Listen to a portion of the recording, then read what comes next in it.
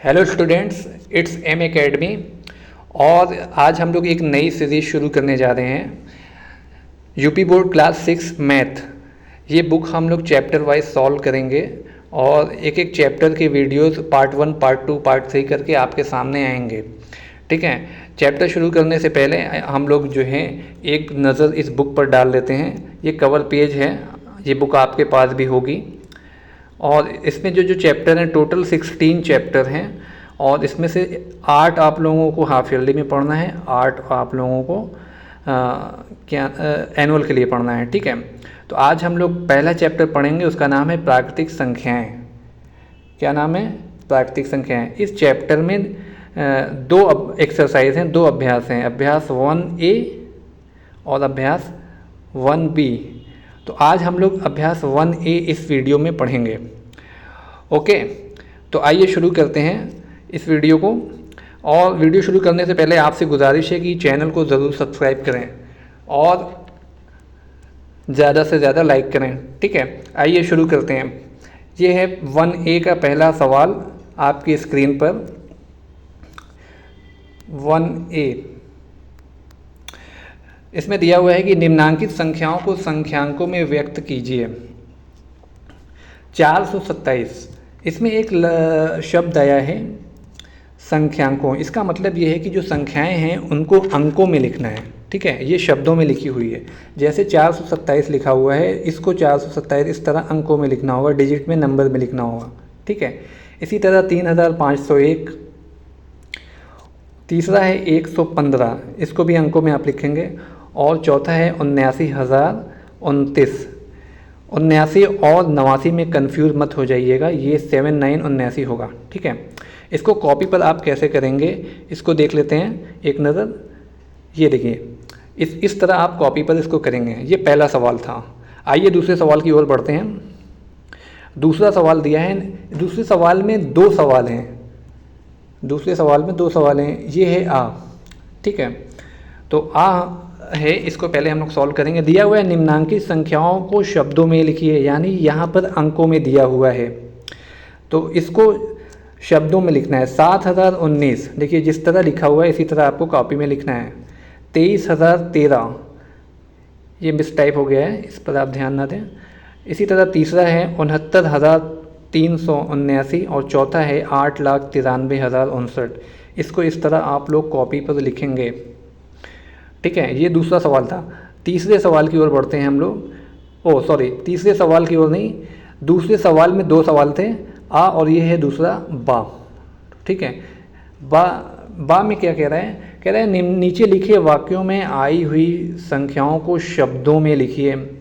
ठीक है, तो इसमें कौन कौन सी संख्याएं आई हैं आप देख सकते हैं। एक रिपोर्ट के अनुसार राम मानव मल में 100 जीवाणु अंडे, तो पहली संख्या तो 100 आ गई, दूसरी 1000 और तीसरी 10 लाख। तो इनको सिर्फ शब्दों में लिखना है, जिस तरह 100 आप अंकों में ऐसे लिखते हैं, 100 ऐसे कॉपी पर लिखेंगे आप। इसी तरह 1000, ठीक है, 1000 आप अपनी कॉपी में लिखेंगे। तीसरी संख्या दी हुई है 10 लाख। 1 लाख में कितने ज़ीरो होते हैं? 5, तो 10 लाख में 6 ज़ीरो होंगे। ठीक है, तो 10 लाख आप अपनी कॉपी में लिख लेंगे। ठीक है, 3 मैंने लिख दिया। चौथा है 1 करोड़। 1 करोड़ वाला आपको खुद लिखना होगा, ये आपके लिए होमवर्क है। ठीक है, तीसरे सवाल की ओर बढ़ते हैं। दिया हुआ है निम्नांकित संख्याओं में अंकों को छांटिए। यहाँ पर एक बात बता दें आपको कि कोई भी संख्या 2 अंकों से या उससे अधिक अंकों से मिलकर बनती है। कोई 2 अंकों से मिलकर एक संख्या बनती है। जैसे यहाँ पर दिया है 10, तो 10 में कितने अंक है? एक 1 है, एक 0 है, तो इन दोनों को अलग अलग छांटना है। इसी तरह 11, 18 में 1 8, 0 में एक ही अंक है और 3 में एक ही अंक है। इस तरह आप कॉपी पर इसको करेंगे। ठीक है, बहुत ही ईजी है। नेक्स्ट क्वेश्चन है 1 2 3 से बनने वाली 3 अंकों की सभी संख्याएं लिखिए। जबकि अंकों की पुनरावृत्ति ना हो। पुनरावृत्ति का मतलब कि आपके अंक दोहराए ना, रिपीट ना हो, ठीक है। तो जब भी हम अंकों से संख्या बनाते हैं तो सबसे पहले सबसे छोटा अंक लेते हैं, ठीक है। सबसे छोटा अंक क्या है? सबसे छोटा अंक 1 है, ठीक है। तो 1 से यहाँ पर 2 संख्याएं बनेंगी। देखिए 1 लिया, अब उससे बड़ा 2 लिया और उससे बड़ा 3 लिया, एक संख्या बन गई। हमने फिर 1 लिया, अब 3 को इधर कर दिया, 2 को इधर कर दिया, ये दूसरी संख्या 1 से बन गई।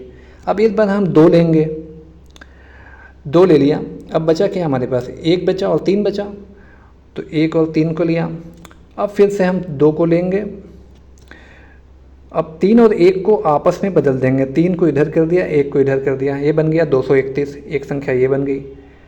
तीसरी बार हम क्या लेंगे? 3 को लेंगे, 3 को ले लिया तो हमारे पास बचा 1 और 2, तो 3 के साथ 1 और 2 को रख दिया, ठीक है। ये हमारी 5वीं संख्या बन गई 312।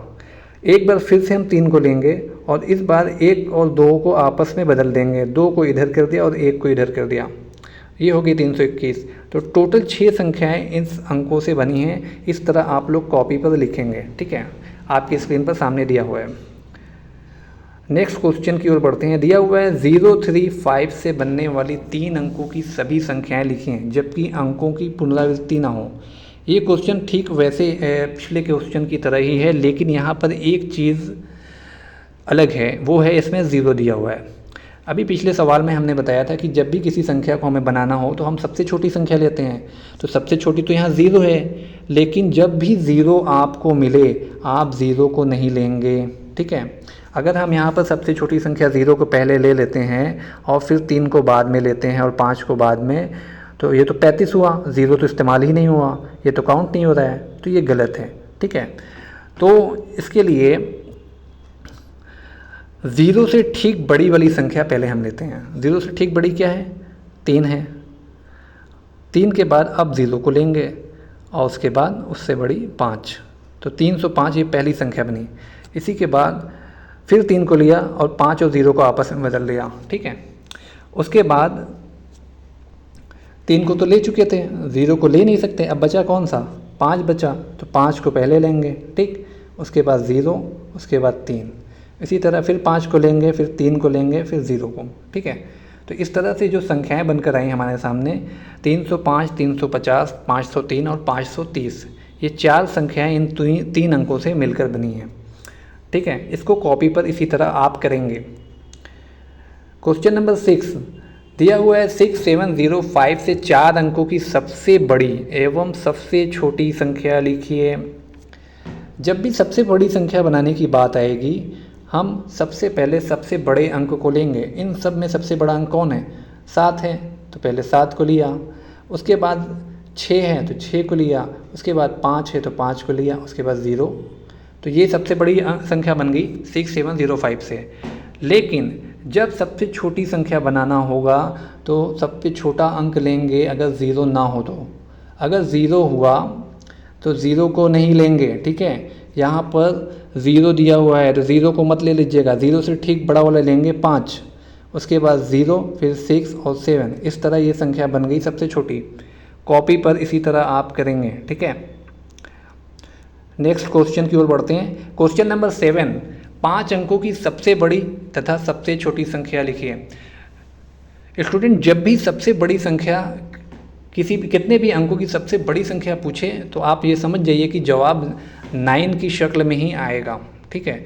जैसे 3 अंकों की सबसे बड़ी संख्या, अगर 2 अंकों की सबसे बड़ी संख्या पूछता है तो हमारा जवाब क्या होगा? हमारा जवाब होगा 9999, ठीक। 3 अंकों की पूछेगा तो आप कहेंगे 999, 4 अंकों की पूछेगा तो आप कहेंगे 9099, ठीक है, 999, और 5 अंकों की पूछेगा तो 99,999। 99 बस बढ़ता ही जाएगा जब पूछेगा बड़ी, ठीक है, छोटे की बात नहीं हो रही है। 5 अंकों की सबसे बड़ी संख्या क्या होगी? 99,999। अब पूछ रहा है कि 5 अंकों की सबसे छोटी संख्या भी बताइए। तो 5 अंकों की सबसे छोटी संख्या क्या होगी? जो 4 अंकों की सबसे बड़ी संख्या से बड़ी होगी। तो 4 अंकों की सबसे बड़ी संख्या कौन है? ये है इसको काट देते हैं। 9,999, अगर इसमें एक जोड़ दें तो कितना हो जाएगा? 10,000 हो जाएगा, और 10,000 क्या हो जाएगा? 5 अंक हो जाएगा, तो वो 5 अंकों की सबसे बड़ी संख्या बन जाएगा। ठीक है, तो इन दोनों का जवाब आपके सामने स्क्रीन पर है कि 5 अंकों की सबसे बड़ी संख्या 99,999 है और 5 अंकों की सबसे छोटी संख्या 10,000 बनेगी। ठीक है, क्वेश्चन नंबर 8 की ओर बढ़ते हैं। अब आगे स्थानीय मान, ये क्लास 3, 4, 5 में भी आप लोगों ने पढ़ा हुआ है और आपको मालूम भी होगा इसको कैसे करना है। ये बहुत ही ईजी है। ठीक है, दिया हुआ है 5,231 में प्रत्येक अंक का स्थानीय मान निकालिए।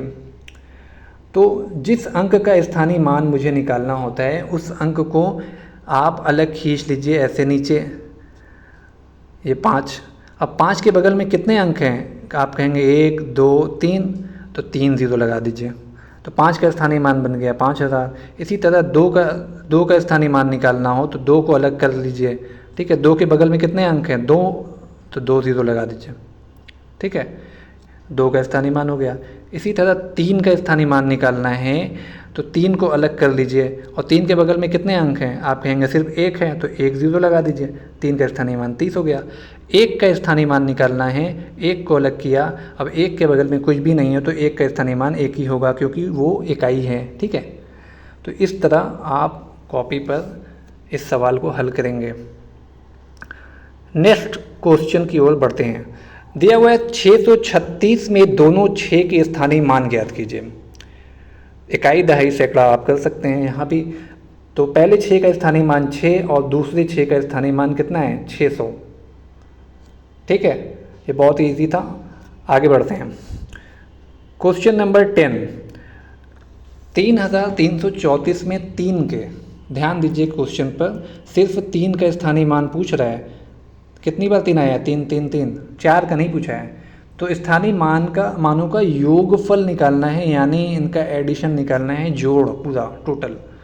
तो पहले 3 का स्थानीय मान कितना आया?